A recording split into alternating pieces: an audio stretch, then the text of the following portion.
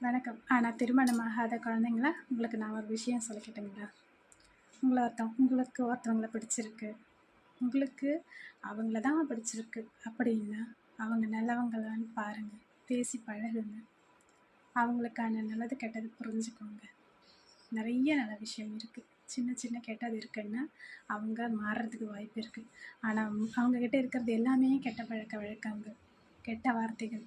இதெல்லாம் வருது அப்படின்னா அவங்க உங்களுக்கானவங்க கிடையாது. கல்யாணத்துக்கு முன்னையே அவங்கள பற்றி தெரியுதா, அவங்கள வேணான்னு ரிஜெக்ட் பண்ணிடுங்க.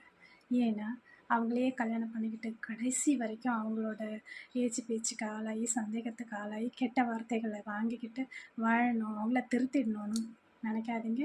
ஒருத்தரையும் ஒருத்தராலையும் திருத்த முடியாது. அவங்கவுங்க வாழ்க்கையை அவங்கவுங்க வாழுங்க குழந்தைங்களா. தாலி கழுத்தில் ஏறுற வரைக்கும் உங்களுக்கு வாய்ப்பு இருக்குது.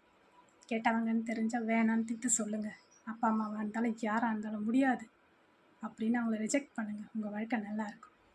நன்றி.